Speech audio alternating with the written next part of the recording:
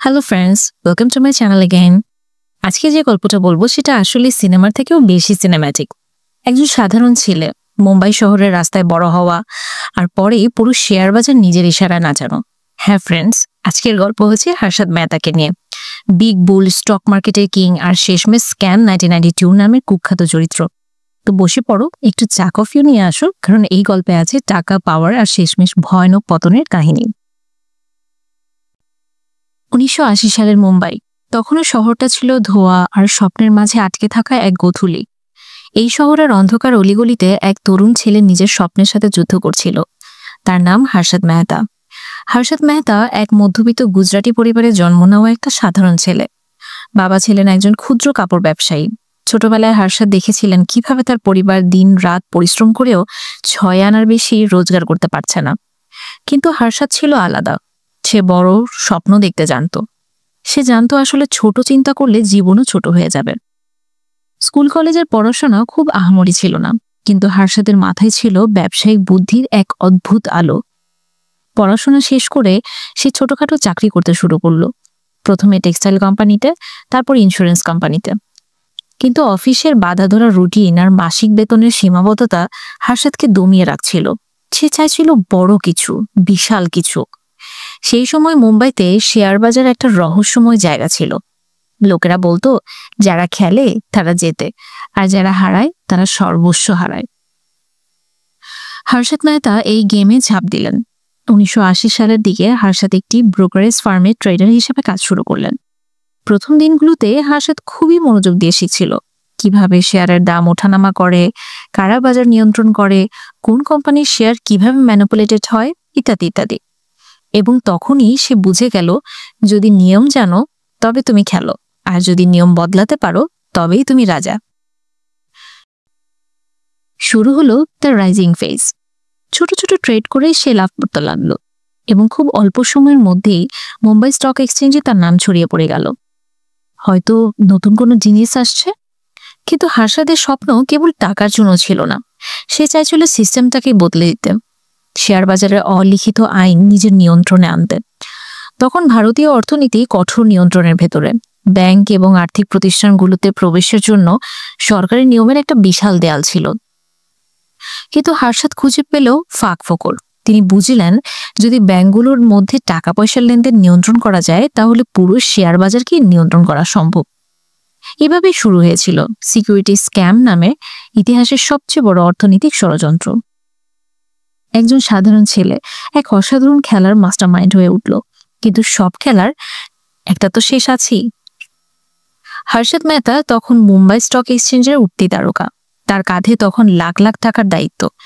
কোম্পানিগুলোর শেয়ার কিনে দাম বাড়িয়ে দিচ্ছে, আবার যখন ইচ্ছা দাম নামিয়ে দিচ্ছে। লোকেরা বলতো, যেখানে হর্ষদ যায় সেখানেই লাভের বৃষ্টি হয়। তার নামের জাদুতে মুম্বাইয়ের বড় বড় ইনভেস্টররাও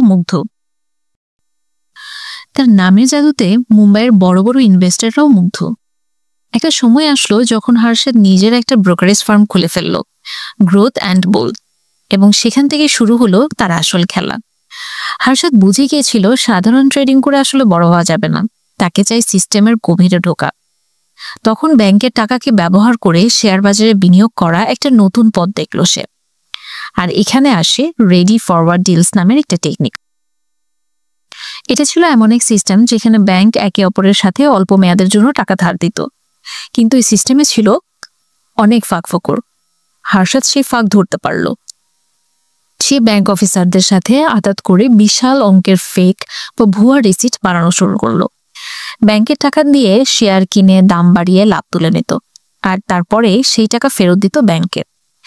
ব্যবস্থা যদি দুর্বল হয়, তবে সিংহের আসার জন্য শুধু একটা সুযোগই যথেষ্ট, এটাই বলেছিলেন হর্ষদ মেহতা।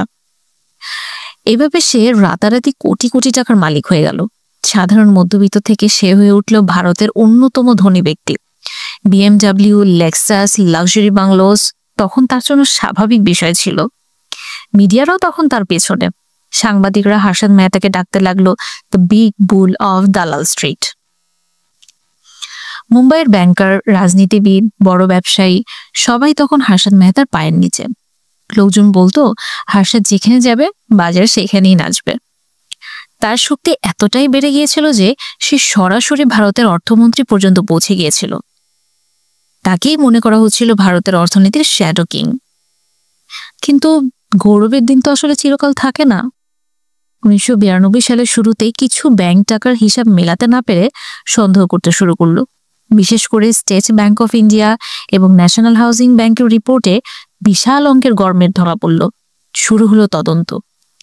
সেই সময় একজন সাহসী সাংবাদিক সুচেতা দালাল হর্ষদ মেহতার বিরুদ্ধে তথ্য খুঁজে পেলেন। 1992 সালের এপ্রিল মাসে তিনি একটা প্রতিবেদন প্রকাশ করলেন। Harshad Mehta manipulated 5,000 crores in security scam। বোমা ফাটিয়ে দিল এই রিপোর্ট। সমগ্র দেশ বিস্ময়ে হতবাক। শেয়ার বাজার ধসে পড়ল।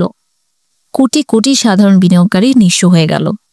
হর্ষদ মেহতার ইম্পেরিয়াম মুহূর্তের মধ্যে টুকরো টুকরো হয়ে গেল। তার বিরুদ্ধে অসংখ্য মামলা দায়ের হলো। সিবিআই তাকে গ্রেফতার করলো। তদন্তের পরে দেখা গেল হর্ষদ প্রায় 4,000 কোটি টাকার স্ক্যাম চালিয়েছে। যেখানে স্বপ্নের রাজা ছিল সেখানে এখন শুধুই ধ্বংসস্তূপ। হর্ষদের জেল হলো, তাকে অ্যারেস্ট করা হলো, শেয়ার বাজারে তার নিষিদ্ধ ঘোষণা করা হলো। একসময় কোটি কোটি টাকার মালিক এখন ছিল শুধুই আদালতের তারিখ আর জেলবন্দির দিন। 2001 সালের 31 ডিসেম্বর মাত্র 47 বছর বয়সে মুম্বাইয়ের থানায় জেলে হৃদরোগে আক্রান্ত হয়ে মারা গেলেন হর্ষদ মেহতা। তার মৃত্যু যেন ভারতীয় শেয়ার বাজারের সবচেয়ে বড় অধ্যায়ের এক করুণীতি। হর্ষদ মেহতা এক লিজেন্ড, এক স্ক্যান্ডাল এবং এক ট্র্যাজেডি। হর্ষদ মেহতার গল্প একদিকে স্বপ্নের গল্প, অন্যদিকে একটা শিক্ষা।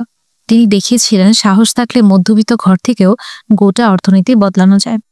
তিনি এটাও দেখিয়েছিলেন যদি লোভ আর সিস্টেমের ফাঁক মিলিয়ে যায় তাহলে পতন অনিবার্য। আজও বিগ বুল হর্ষদ মেহতার নামে শেয়ার মার্কেটের ইতিহাসে অমর।